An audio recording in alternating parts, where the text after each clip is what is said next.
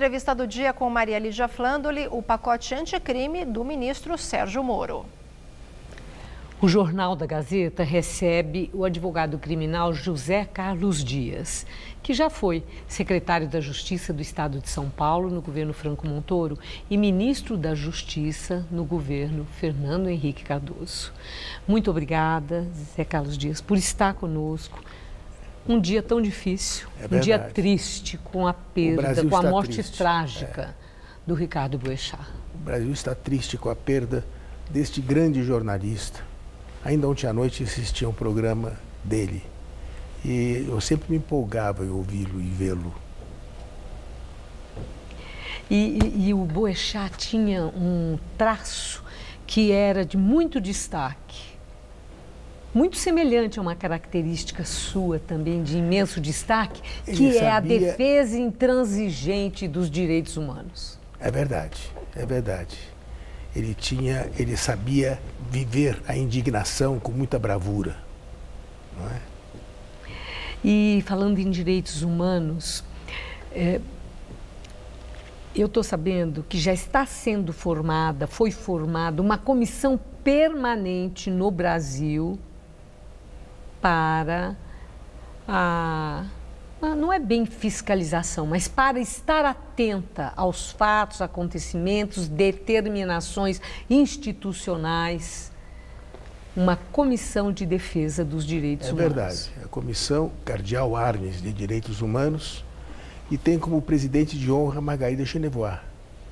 Tem como presidente executivo o Paulo Sérgio Pinheiro, e eu faço parte, e tenho um grupo de pessoas de diferentes ideologias, portanto não há um traço marcante de esquerda, de direita, mas que temos o dever de velar pelos direitos humanos e sempre denunciar as graves violações aos direitos humanos. Agora, interessante, vamos falar nesse pacote, já que estamos falando de direitos humanos, eu acho que uma comissão como essa sempre deveria existir, não é? Permanente, conforme eu estava ouvindo há pouco de você, me dando esta boa notícia. Mas nesse pacote elaborado pelo ministro da Justiça e da Segurança, Sérgio Moro, um pacote contra a violência, contra o crime organizado, contra a corrupção, é interessante que ele fez uma menção de que os crimes contra direitos fundamentais, que há uma grande confusão no Brasil a esse respeito, e já foi expresso um temor que esse pacote pudesse, de alguma forma, ferir alguns dos aspectos referentes aos direitos fundamentais. E Sérgio Moro fez questão de destacar em entrevista que o que fere direito fundamental é o crime violento, é a corrupção e o crime organizado. Então, é um pacote de defesa de direitos fundamentais. Eu não concordo. Eu acho que nós não precisamos de uma linha punitiva. Defender os direitos humanos é fazer uma avaliação, tem que começar combatendo as causas da violência. Antes de esculpir um projeto como este, de punições, antes disso é necessário ver as causas da violência. Eu, quando fui ministro da Justiça, uma bandeira que eu hasteei foi do direito penal mínimo. Nós devemos mandar para a cadeia aqueles que realmente não podem conviver conosco. E não mandar o garoto que vende maconha. E temos que enfrentar o problema de combater o crime com energia, o crime do colarinho branco, o crime organizado, mas nunca esquecer que nós temos que procurar as causas da violência. Então você veja uma coisa, ele não abriu a discussão. Quantos juristas de nível, quantos sociólogos, cientistas políticos deviam estar participando de um grande debate sobre essa questão.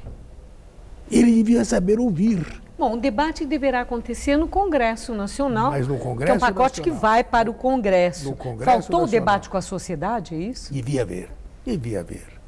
Eu, por exemplo, quando eu fui ministro, nomeei uma comissão de juristas para rever o Código Penal. Então, nós temos que oferecer este debate depois para o Congresso Nacional. Agora, doutor Zé Carlos Dias, eu já vi uma crítica que veio de um grupo que debateu, conversou com o Sérgio Moro, de que esse pacote, que até é uma concordância com o que eu acabei de ouvir, que você acabou de dizer, que esse pacote é uma ilusão penal, que não tem condições de minimizar, de enfrentar o crime organizado e no combate à corrupção também, e que não ataca as causas. Agora, quando se fala no ataque às causas, que isso é um leque parece que tão amplo, o que é que deveria ser priorizado? Examinar exatamente isto, verificar o que se deve fazer para punir os verdadeiros culpados, aqueles que não podem permanecer em liberdade, e abrir a possibilidade das pessoas cumprirem as suas penas em liberdade para os crimes que não têm a gravidade. Agora, o que você veja, por exemplo, contradições, enquanto ele propõe que se ratifique a posição jurisprudencial recentemente tomada pelo Supremo, de que na condenação de segunda instância a pessoa deve ser recolhida à prisão, ele comete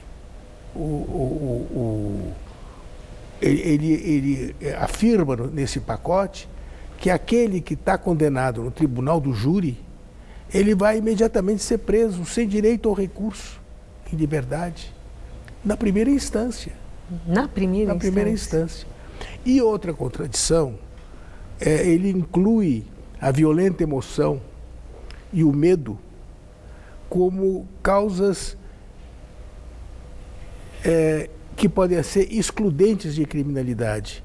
Neste ponto, ele cometeu uma contradição, porque o Código Penal atual já contempla a hipótese da violenta emoção sendo uma causa de diminuição de pena. E depois, o que tem que ser exigido... Quer dizer, seria uma redundância aí?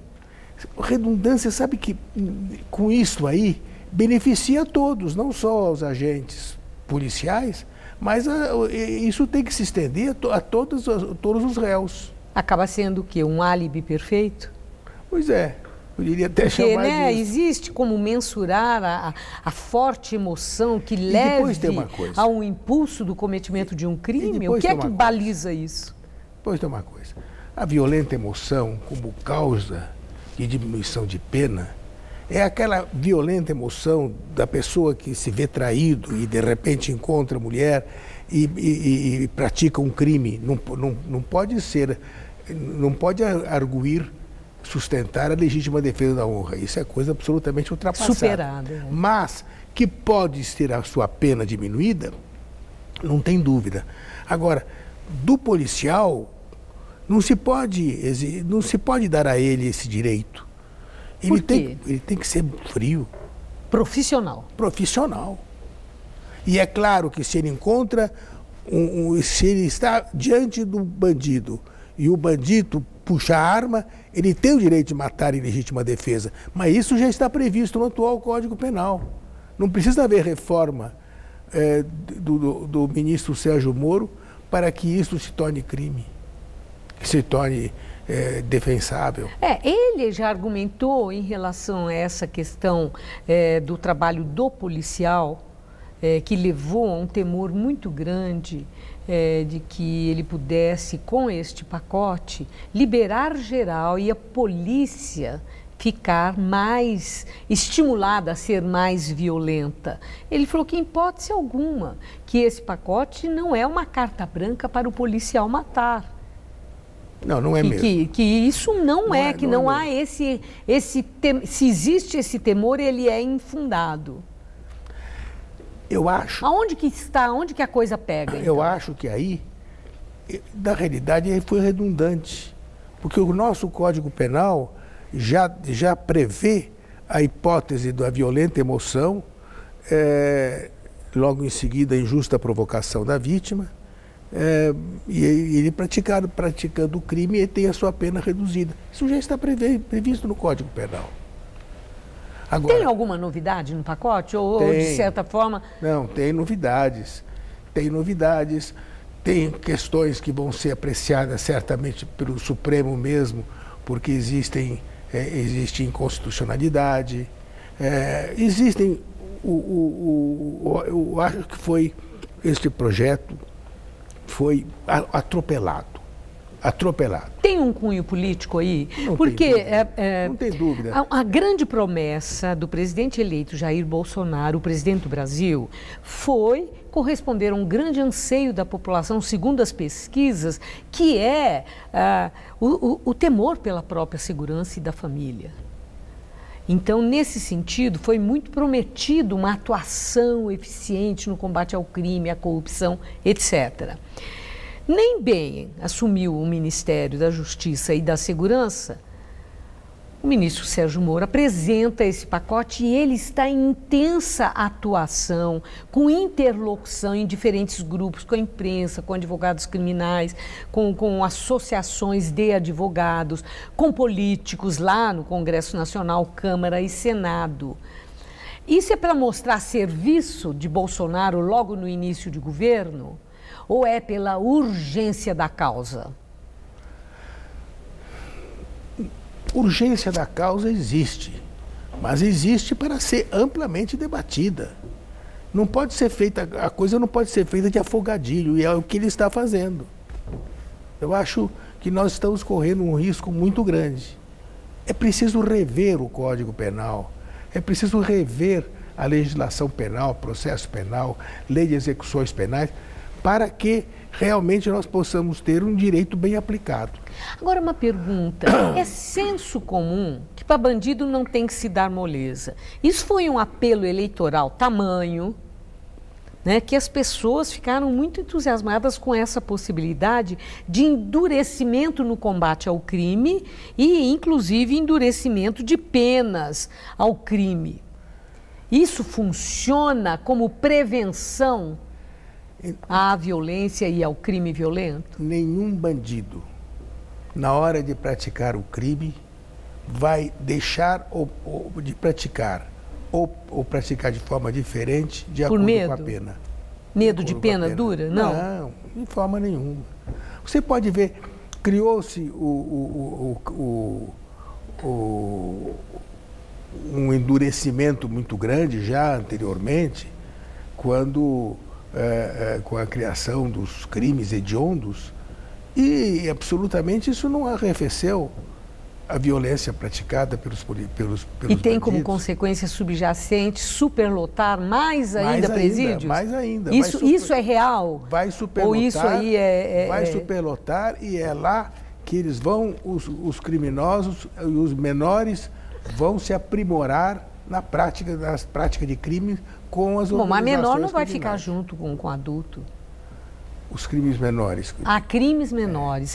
Eu entendi mal. Desculpa, eu entendi mal. Bom, agora uma outra questão que Sérgio Moro tem destacado nesse pacote é sobre o tal do Caixa 2, que ele quer que modifique a configuração, que não seja apenas um crime eleitoral, uma coisa mais leve, um dinheiro não contabilizado, tão simplesmente. Ele diz, Caixa 2 é trapaça, é crime, criminalizar Caixa 2 pode ser profilático na política? Eu estou de acordo com ele. Aí concorda com ele? Concordo. Sim. Criminalizar o Caixa 2? Eu acho que sim, porque o fato de ser tratado só pela legislação eleitoral não me parece suficiente. Bom, agora a questão da prisão conforme está afirmado por jurisprudência do Supremo Tribunal Federal, após julgamento em segunda instância. Aí, eu não sei se podemos dizer que é em função do ex-presidente Lula estar preso nessa contingência, ou se é pela questão em si, que prisão após julgamento de segunda instância, de um colegiado, condenação de um colegiado, se isso é uma precipitação que fere direitos fundamentais pelo processo não estar ainda transitado em julgado. Eu acho que sim. Eu acho que é perfeitamente sustentável a tese de que a pena pode ser cumprida após a condenação em segunda instância. No entanto, é necessário mudar a Constituição, porque a Constituição não permite isso. Quer dizer, a questão aí, no seu entender, a coisa pega, não é pelo conteúdo da proposta, mas sim pela forma? É o aspecto formal? A Constituição teria que admitir esta possibilidade. Quer dizer, é o Congresso que tem que decidir? Exatamente. E não o Supremo Tribunal Federal? Exatamente. Bom, mas em abril parece que já está agendado aí